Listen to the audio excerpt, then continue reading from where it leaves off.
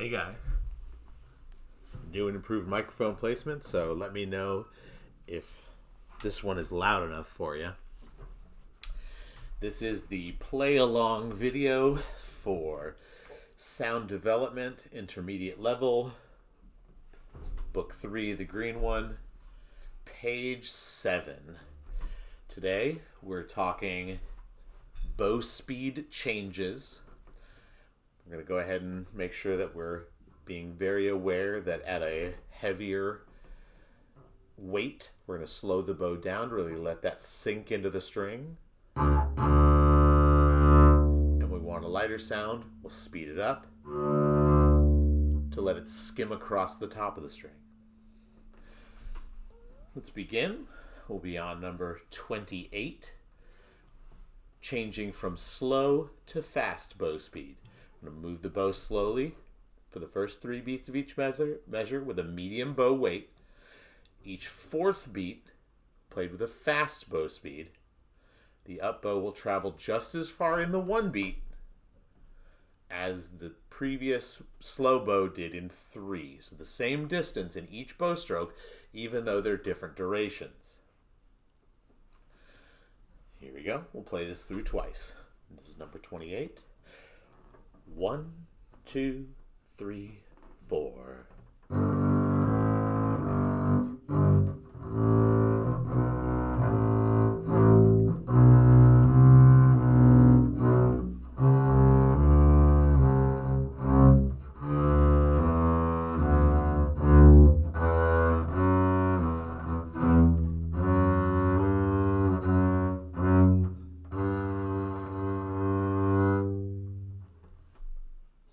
Good. I'm going to do that one another time. Be very careful. It is difficult to make sure that we lighten the touch for beat 4 and not make that ring out as a heavier note rather than a lighter note. Here we go. One more time. 1, 2, 3, go.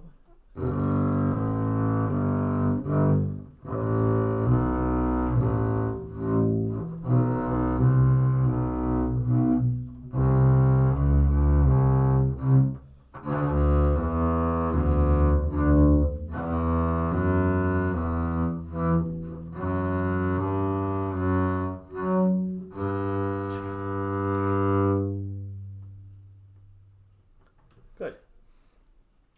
Now for number 29, we're going to change from a fast bow speed to a slow bow speed. So the first beat will be the light one, and then the remaining 3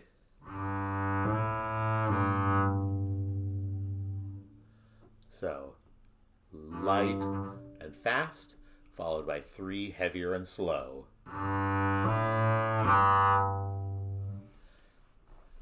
Move the bow quickly on beat 1 with a light bow weight. Each down bow will last 1 beat, while the up bow travels the same distance in 3. Here we go. 1, 2, 3, 4.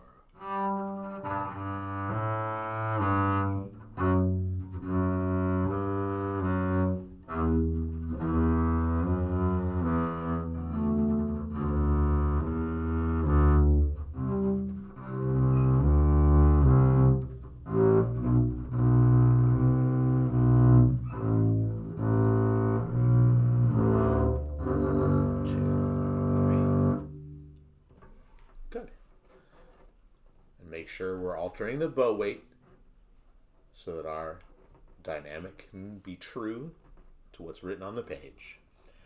Again, please. Here we go. 1, 2, 3, 4.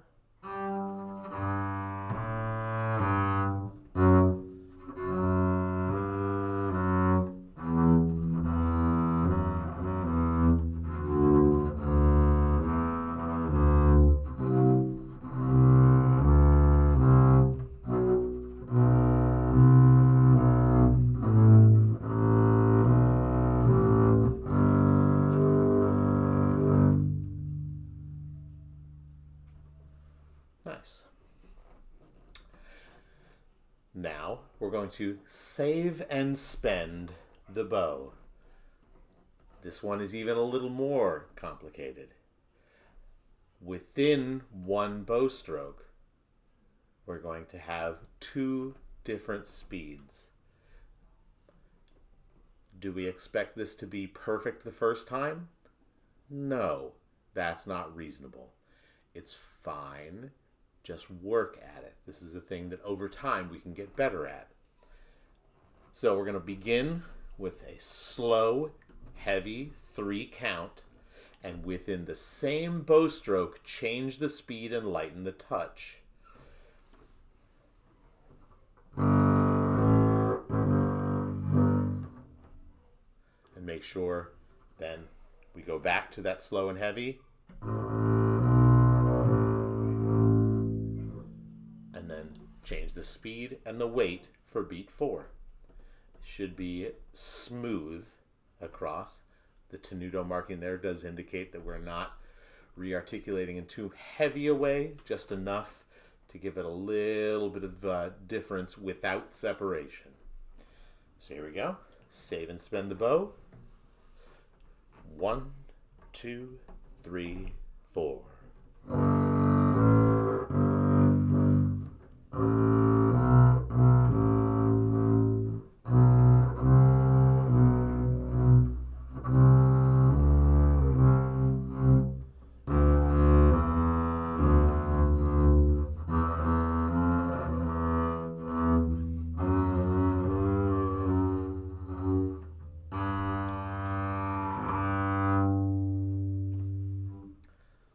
And I accidentally played an F natural that time. If you make those mistakes, it's fine. Make a mental note and keep moving. Difficult to do, isn't it? To make that change midstream without stopping the motion. But that's for the effect that we're going for. We need to make sure that we practice that as an individual skill. Again, play the first 3 beats using half the bow, and beat 4 using the remaining, it's a third and 2/3. So 1/3 of the bow for the first, and then the remaining. So each one of these should be a wildly uneven full bow stroke. Here we go. And a 1, 2, 3, 4.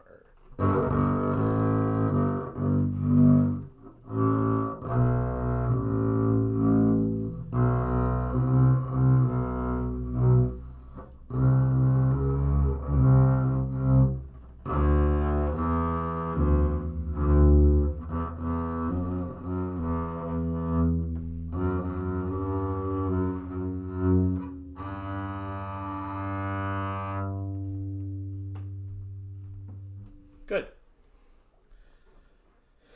Now we're going to talk about different parts of the bow. The whole bow can be divided into 3 main parts.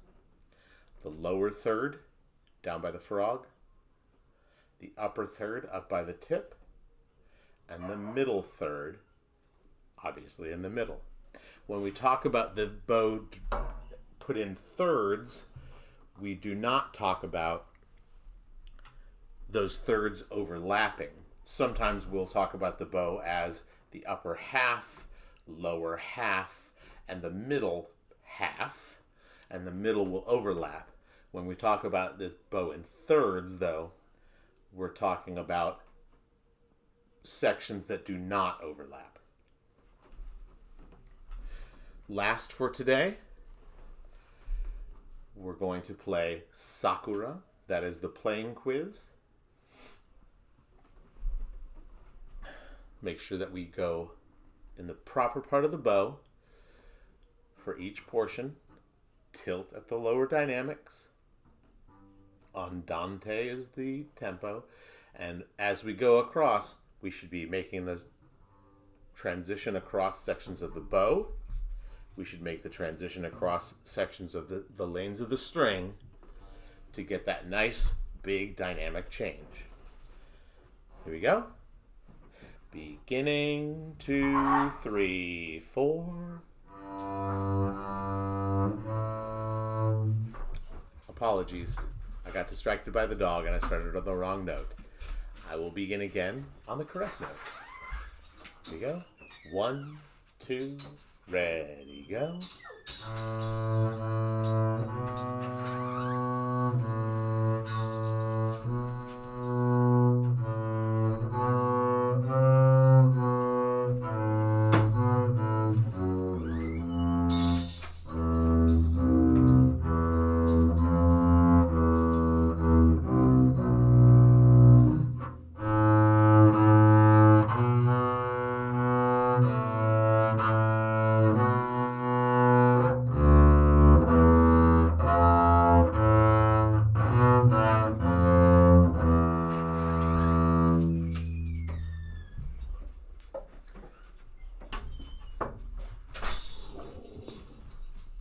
Sometimes videos just have my real life poking through the middle, and that's fine. I think we're all in a situation in virtual learning where we have to deal with some of those moments as we go. We're going to play that one more time. We're going to make our way across the bow as we go, across the lanes. Make sure we're making as good a sound as we can. And 1, 2, 3, 4.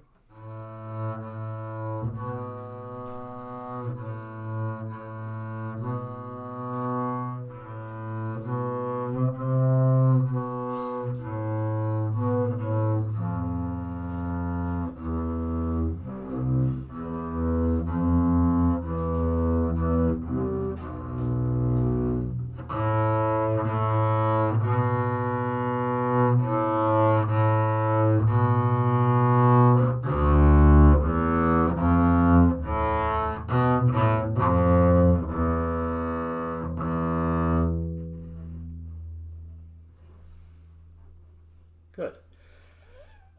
I'll take a moment now and just explain what I'm looking for on this playing quiz. This playing quiz, I'm looking for all of the usual position components. I'm looking for all of the usual tone and intonation components. The additional of this one, I'm looking very specifically for the lane change and the bow space change. So which third of the bow are we in and which lane are we in to really get that maximum dynamic change effect. I'm going to set this bass down and I'm going to grab a violin and do my best for a violin playthrough as well.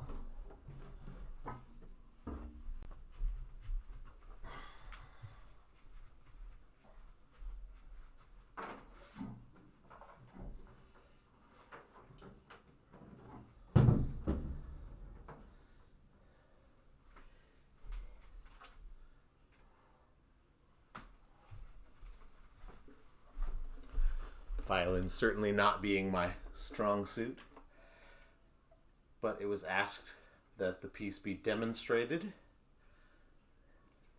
on violin as well. So I will do my best for you here.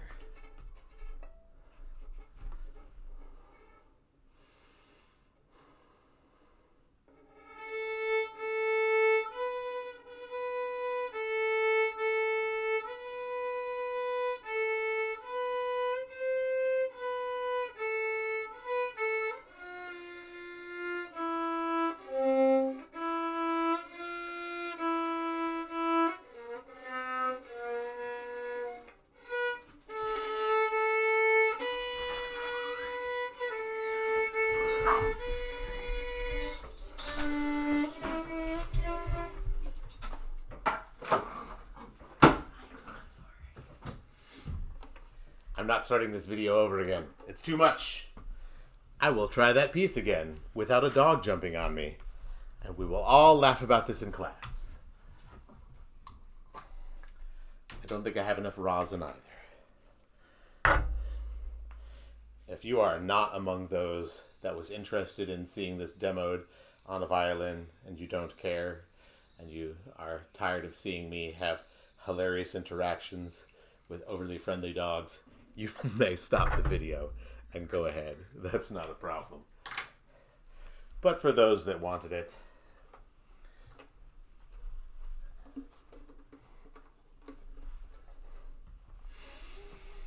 Here we go.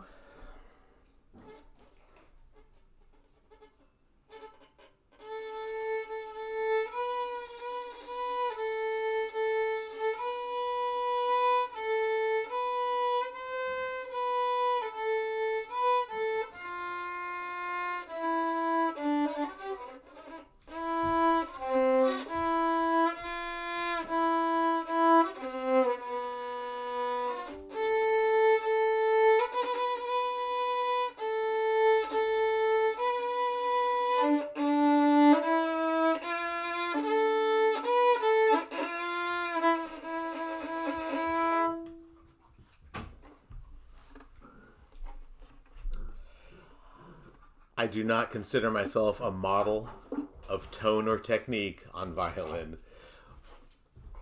but simply to make sure that you were able to see and hear it in the right pitch level, I'm willing to make those demos. Practice that up, and I'll see you guys soon. Thank you.